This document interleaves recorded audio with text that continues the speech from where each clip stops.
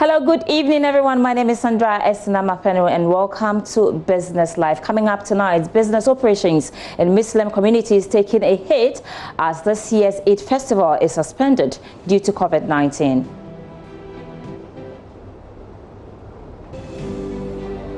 Chamber of Mines is asking government to remove certain taxes on diesel to stay competitive on the world market. And later tonight, we'll quantify the impact of COVID-19 on Ghana's banking sector. Details coming up shortly after this break.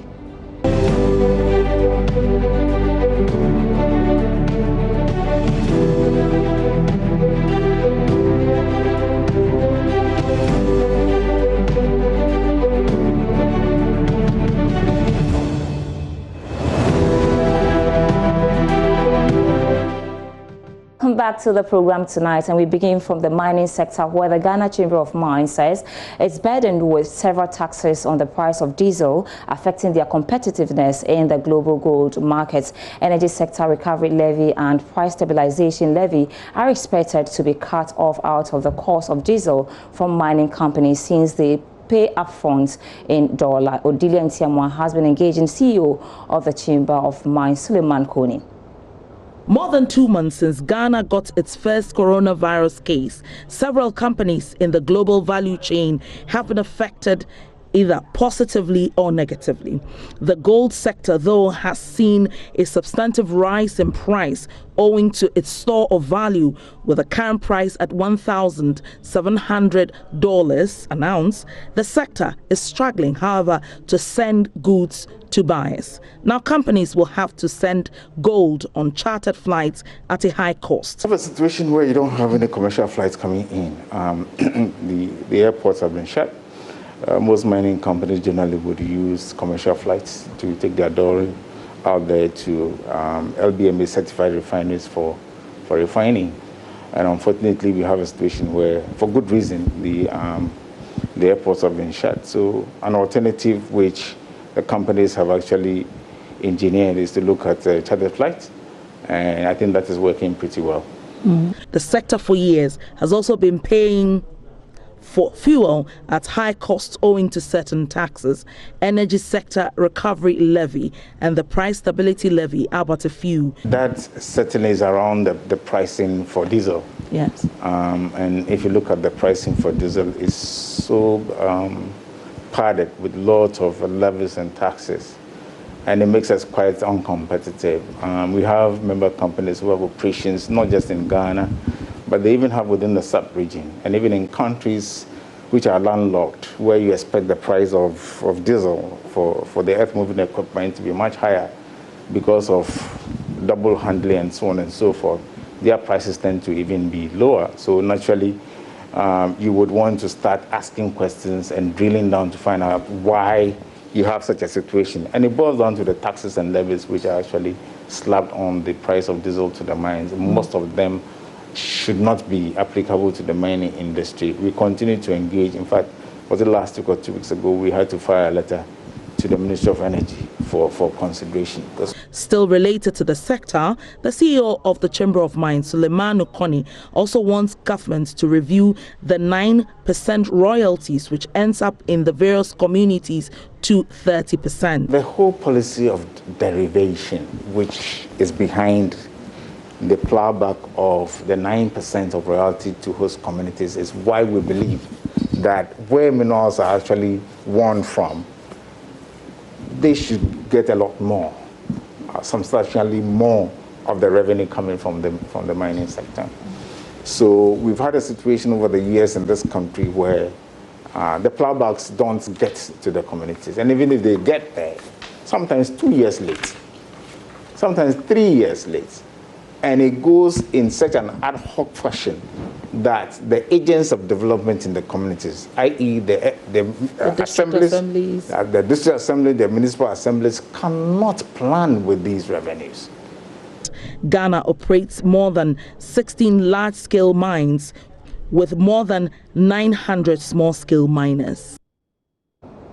Away from that, Chief Executive of the Petroleum Commission has allayed fears the coronavirus outbreak is going to derail oil and gas production in the country. According to Aboagye-Wiafe, none of the companies operating in Ghana's upstream sector has been hit with a case of the pandemic. He attributed this to the safety protocols being adhered to by these companies. He made this known as the Commission took delivery of some solar-powered hand-washing machines to reduce further spread of the disease.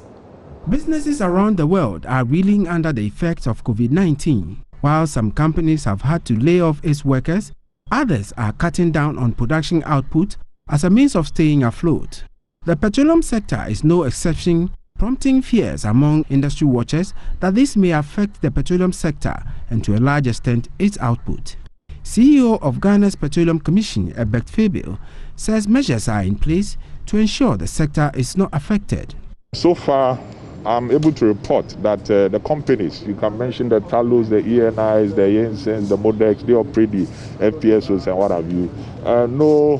No reports of COVID has come to us from there. And I think that it is because the companies have taken the issues very seriously and are following the protocols. They've gotten a lot of non-essential staff to come onshore. And so I think that the numbers, even offshore, have gone relatively low, just to ensure that COVID, does not first of all come offshore and then spread. Is that affecting the output? No, not in any way. For the companies that are producing oil, the reports that we have, the interactions we have with them, there's no effect on production. Production is on course. The Commission took delivery of some solar-powered hand-washing machines to reduce further spread of the disease. He says they are putting measures in place to ensure the safety of its workers. That, like every other institution in the Republic, COVID-19 has affected us. But I want to say that it hasn't stopped us from working. We followed the protocols, we followed the directives of the President and the Ministry of Health, Ghana Health Service, and other, related institutions and what they have to offer. And I must say that so far, so good. Petroleum Commission, we are rotating staff. We all kinds of, the Public Services Commission has also given certain directives which we are following. And so far, like I said, so good. There's no cause for alarm. The solar-powered hand-washing machine with its motion sensors prevents its users from having direct contact with any of its parts. Here is a co-founder of Magnifico Solutions, manufacturers of the machine, explaining its components and how they function. The SunSync is a solar-powered hand-washing system. It has a 250 megawatt solar panel on the roof. It has lithium batteries, 100 amps lithium batteries. It has a water pump that pumps water, 5 liters of water in a minute. The SunSync is a touchless wash-on system with a sensor tab, whereby when you reach out close to the sensor tab, the water automatically starts coming without touching the taps. Unlike the Victoria buckets, whereby you have to touch the bucket, open it and close it, pick up the tissue, and still wipe your hands. So there's too much contact with the Victoria buckets. Aboagye-Wiafe further called on other entities to support made-in-Ghana products. In other news tonight, business operators in Muslim communities have been badly hit by suspension of this year's Eid festival due to COVID-19. Dealers in clothing, cosmetic and other beauty products, as well as tailors and dressmakers, are recording virtually no sales in an otherwise windfall season. Nana Asenso Mensah visited some commercial hubs and service centers and has filed this report. In this holy month of Ramadan, our Muslim brothers and sisters are having to pray at home instead of congregating at the mosque and foregoing the public celebration of the Eid. So it's left with some few days for the holy month of Ramadan to end. That is for our Muslim brothers and sisters to end their fasting. On a normal day, businesses within the Muslim-dominated communities take their peak. But now the story is different. So we are here to speak with business owners and shop operators, especially those who sell Muslim clothing and cosmetics, how they are keeping their business afloat in the face of the COVID-19.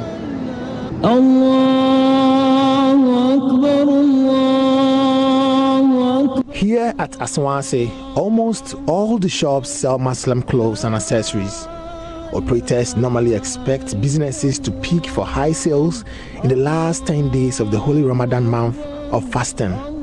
As adherents count down to the end of the annual spiritual exercise, patrons are expected to troop in to buy their needs for the celebration. The story, however, is different and one of gloom this year. Ibrahim Abubakar is owner of this shop. He sells wrappers and fabrics. He represents a number of businesses that are hard hit by the pandemic. Last previous weeks, we've been trying, like they are buying one, you understand? But when was that? Is it Sunday? The moment the president announced that we can't do the distance, Salah, so the distance has stopped. Nobody is coming for it again. Yeah, so that's the main problem right now.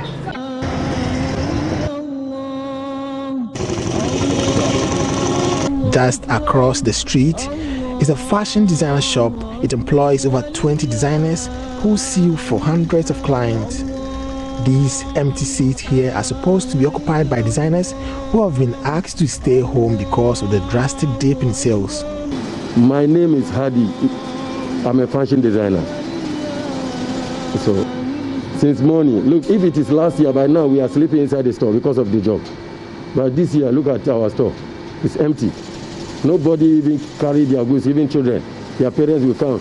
All this one that you are seeing that we are doing is for those who can afford. You understand me? If not, nobody came. So we are suffering. Players in the value chain are suffering same fate. The situation here at one of the biggest boutiques in Asawase is no different. Hajia Ramatu complains she's had to shelve more than half of her stock as expectations to make big sales is now a mirage. Last year and this year, no, comparing to last year to this year, the business is not going on. Among female youth, one hardly celebrates the Eid without plaiting their hair. These hairstylists have not received any clients since last Monday. A situation they say is a direct opposite of what happened in previous years. My name is Aisha Adam. I am a hairstylist. This is the place I work. Those people who came here to come and plait their hair, they are not coming because of the sickness. We don't have, the customers refuse to come. Uncertainties about when the COVID-19 pandemic will be over has really compounded the impact on commerce, trade, and social life. Every facet of businesses, especially those who operate within the Muslim-dominated areas, have really felt the pinch of the pandemic, especially in the face of the Ramadan amid the Eid festivities.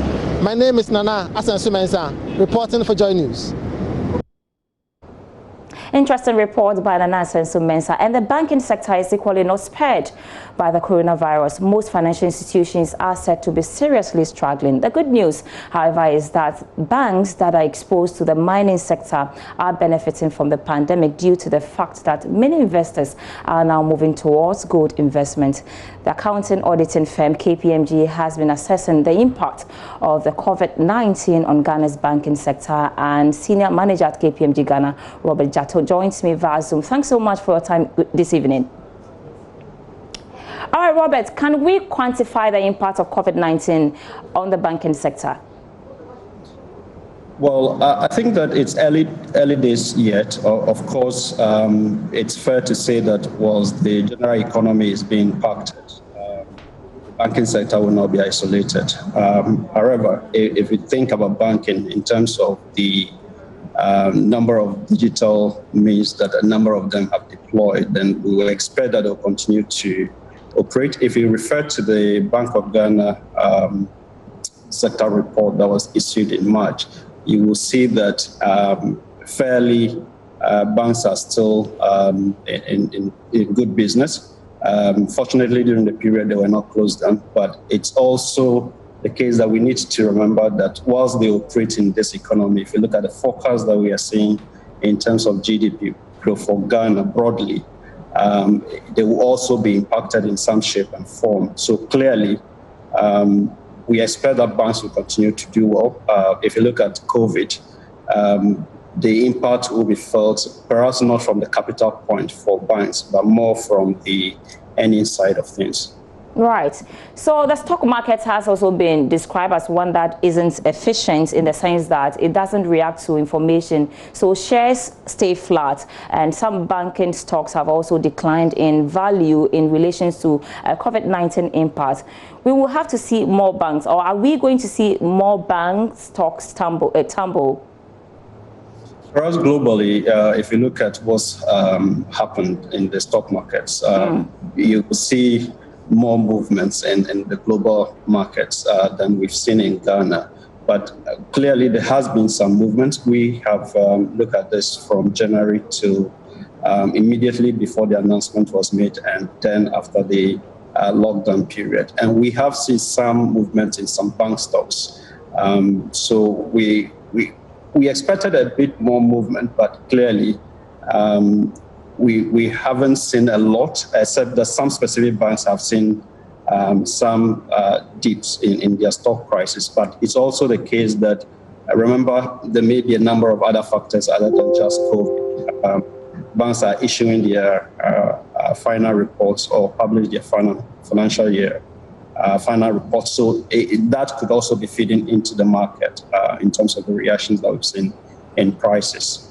Interesting. But banks with business exposure to certain sectors such as mining, which was indicated in your report, will make some gain, actually. Others with exposure to sectors badly hit, such as tourism, hospitality, education, may be badly affected, as we saw in that report that you put together.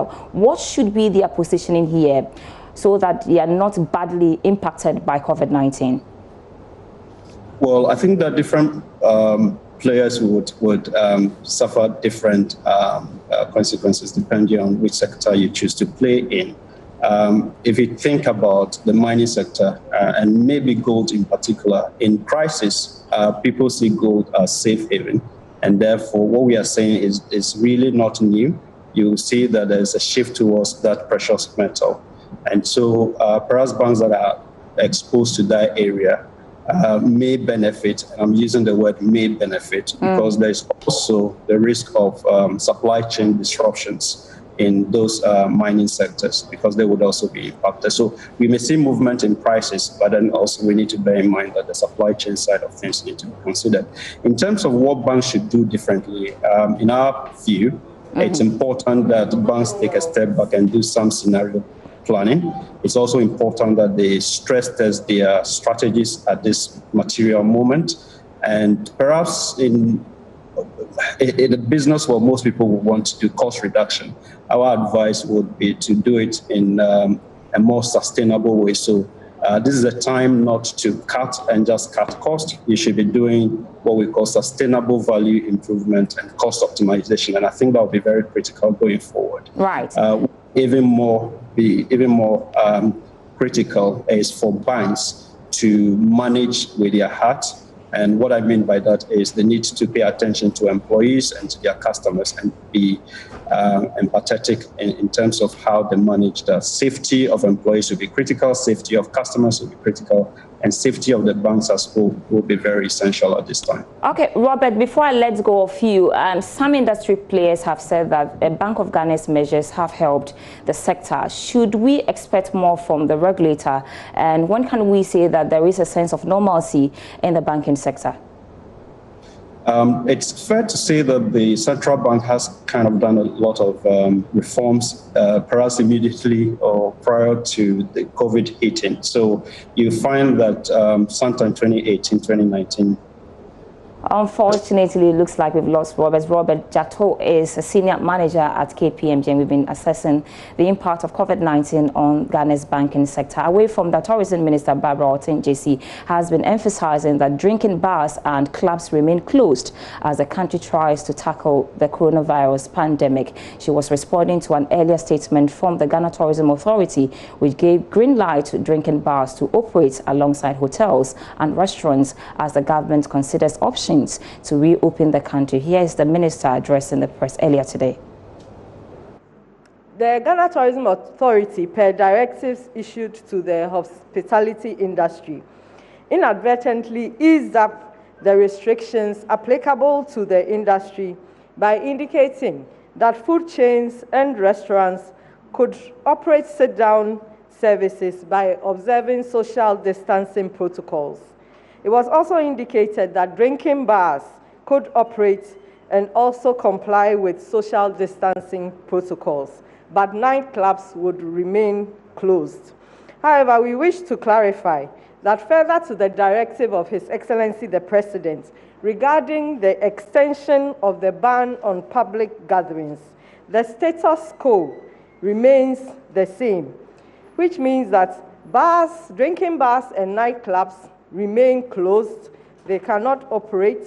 Food chains and restaurants, including restaurants in hotels, can operate takeout and delivery services. This means that you can go to the food chain like Papaye or KFC, order your food and carry it away and have a meal in your home. Or you could go to a restaurant, order a meal and carry it away. On the other hand, you could also take advantage where they have delivery services to place a phone call, order your meal, and it will be delivered to you at home and you can enjoy your meal. So this is a clarification that we want to bring to the public and to the industry, and we hope that they'll ensure compliance with these clarifications.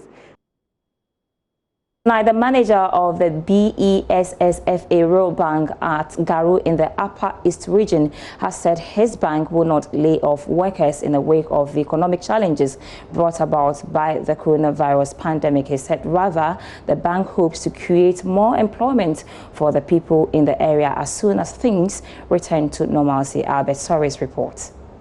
The Boku East Small Scale Farmers Association, or BESFA Rural Bank, prides itself as the bank for the ordinary farmer and places agribusiness at the top of its business decisions. The bank has branches at Boko, Garu and Pusiga, all in the Upper East region, and 3 other branches in the Northeast region. In the wake of the current challenges in the world of business as a result of the coronavirus pandemic, things have generally become slow for the BESFA Rural Bank. But the management says it is not going to lay off any workers, as many businesses across the world have been forced to do in recent times. Alhaji Hayatuddin Awudu Ibrahim is the manager. Things are difficult a bit, but I mean it hasn't gotten to, it did not crystallize a situation where we even contemplated laying off of staff. That is not something that we are considering, because yes, there has been business slowing down a bit, but not with a negative impact in our books that will necessitate any such difficult measures being taken. So for now, that is not even on the table at all. We rather actually hoping that very soon we will rather expand and ensure that we actually offer more employment to the most of the unemployed youth out there, rather than seeking to constrict what we already have. He is hopeful that government stimulus package to support businesses and industries hit by the coronavirus pandemic in Ghana will make things a lot easier. Because you have had your customers not able to move from one point to the other just to be able to transact their ordinary businesses. And so that got business at our level also slowed down a bit.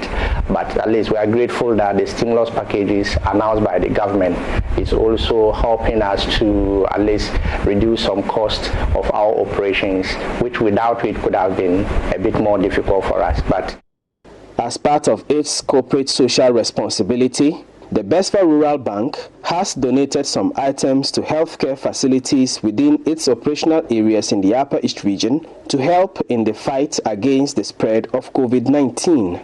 The items, worth 40,000 Ghana cedis, include Veronica buckets, hand sanitizers, disinfectants, and liquid soap. Receiving the donation, the District Chief Executive for Garu, Emmanuel Asore, said the items will augment those already provided by government and other organizations. Over 40,000 Ghana cedi has been used to procure these items that we see for distribution to the 6 MMDAs in the Bokuzo. Indeed, this is a gesture that must be lauded.